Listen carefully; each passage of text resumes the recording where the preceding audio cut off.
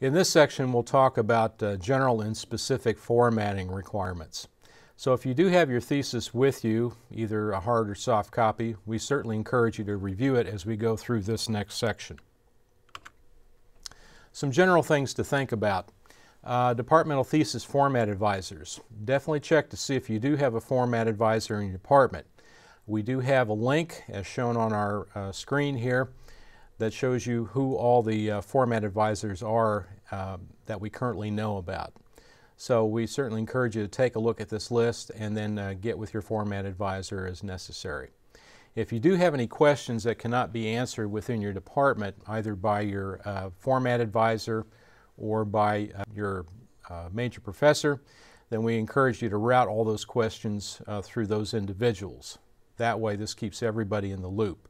The reason for this is because we don't want candidates doing end runs. In other words, perhaps they don't get the answer they really want, and so they go directly to the graduate school.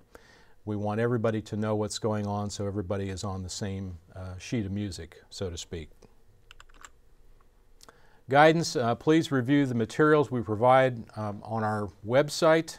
We have a tremendous number of resources that should be helpful to you, including videos, Adobe Acrobat Pro guidance, formatting checklists, sample pages, and other additional resources. As far as writing style, that's a question we do occasionally get. These are generally driven by departmental requirements. So generally we have no issue if you want to use MLA, APA, Chicago, academic. But the bottom line is that we do have a core of Purdue formatting requirements, and these will always take precedence. So if you're not sure about what to do, or if perhaps you want to do something unusual, then again, work through your department or at least contact us so we can talk with you about it. We do try to be as accommodating as possible, but again, we are trying to enforce the requirements established by the graduate school. Paper copies. Paper copies are basically a thing of the past now. We don't need them except in perhaps cases of confidential theses. In other words, if your department is still requiring what's called a library copy, then we will have to get that if you're submitting a confidential thesis. The reason for this is because we need that copy so it will not be available for viewing by others. That defeats the whole purpose of confidentiality. So again, check with your department. If there is still a requirement for hard copies, or if your committee needs hard copies, then you will be responsible for those, but as a rule, we no longer need them. Font, in terms of font for your document, definitely be consistent. We ask that you use what we call the standard fonts, things like Times New Roman, Arial, Garamond, even Bookman Old Style, things like that. Things that are easy to read and pretty much what you use on a daily basis. That being said, you may use varying text for emphasis, but you should check with us if necessary if you have any questions about what is actually acceptable. Line spacing, as a rule, we accept 1.5 or double space when it comes to spacing of text. There are exceptions to this. For example, if you have block quotes, footnotes, things like that, you can use single spacing if necessary. Once again, if you have any specific questions or if you want to do something unusual, please contact us first so we can talk with you about it. Page margins. These are still required even though you're submitting an electronic document to us in PDF. The reason for this is because we still want a document that could be downloaded, printed, and bound like a book if necessary. So current page margins, left are 1.5 inches, right are 1, bottom is 1.25. If you have chapter headings, then the chapter heading will always start 2 inches down, but as a rule, the top margin on your page will be 1 inch. Widows and orphans. This is a typesetting term for short lines at the beginning or end of a page which are separated from the rest of the paragraph. We want you to avoid these at all costs.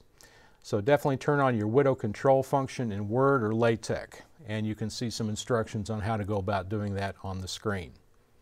Always try to have at least 2 lines of a paragraph together. This makes for a much more uniform and neat and legible appearance. Also, think about hanging headings. By that we mean avoid hanging headings, which are basically headings at the bottom of a page where you don't have any following text underneath. Try to move those headings to the top of the next page if at all possible. Let's show you a few examples of what we're talking about. As you can see, you have a widow line up at the top here, where it's just kind of trailing off into space. An orphan line would be basically the same thing, but at the bottom of a page. These are corrected versions of the pages where you've shifted, in at least one case, you've shifted a line to the following page.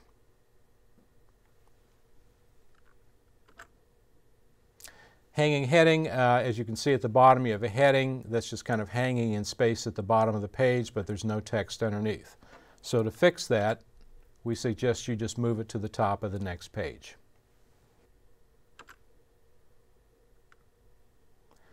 As far as pagination, please note that all pages in your thesis will be numbered.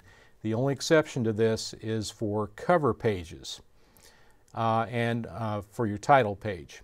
In the case of your title page, it is technically Roman numeral 1, but you will never see that Roman numeral appear in the upper right-hand corner. It will either be hidden or deleted. In the case of preliminary pages such as abstract, table of contents, list of tables, list of figures, you must use lowercase Roman numerals as shown on the screen here. All other pages, specifically starting with the first page of your first chapter, will start with Arabic numerals. So please don't confuse these. Please paginate in the upper right-hand corner. Also, be sure to use the same font and font size for your page numbers as in the main body of your text. For example, if you're using Arial 12 in your main text, then your page numbers will also be Arial 12, whether that be for your Roman numerals or your Arabic page numbers. And at the bottom of the screen here, you can see exactly what we're talking about. The top example is for a preliminary page such as abstract, table of contents. You have the lowercase Roman numeral. For chapter pages, you will have Arabic numeral. As part of this process, don't rely on Bill Gates to do your spell checking.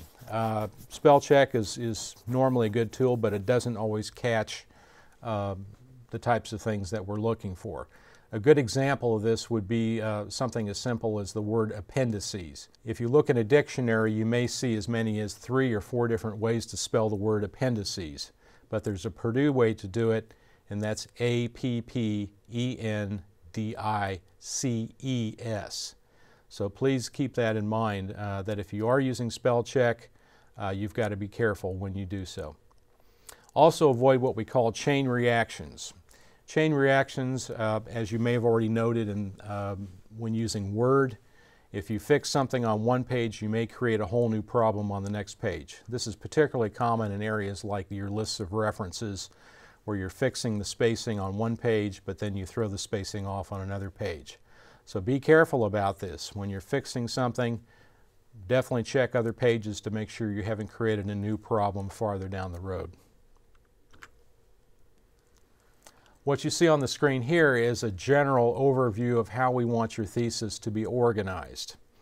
As you can see here, some sections are optional, other ones are required. A good example of this would be, for example, your dedication page. It is not necessary. If you want to include one, that's fine. By the same token, you do have to include things like a table of contents or an abstract, and of course the main body of your thesis.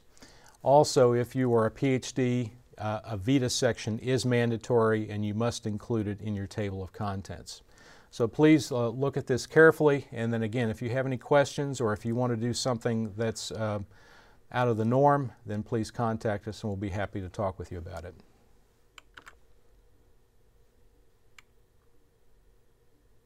Departmental requirements. You may want to check with your department to see if they have any special formatting requirements or perhaps even internal deadlines for review, things like that. For example, in mechanical engineering, they do want you to include some additional information in your abstract. We have also seen cases where, for example, doctors of veterinary medicine want that professional title placed after their name. This is perfectly fine as a rule, but again, if you do have any questions about that, please contact us. Another thing, again, is that some departments now have established internal deadlines where you must have your thesis reviewed by your format advisor before you can proceed onward and submit it to us or even deposit. So again, make yourself aware of any internal deadlines that your department has. That will preclude any potential problems.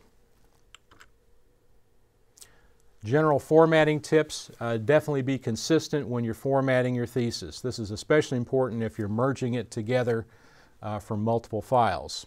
As you may have already noted with other documents you've prepared, if you merge things from different files, you may suddenly realize that you have wild inconsistencies from one section to the next.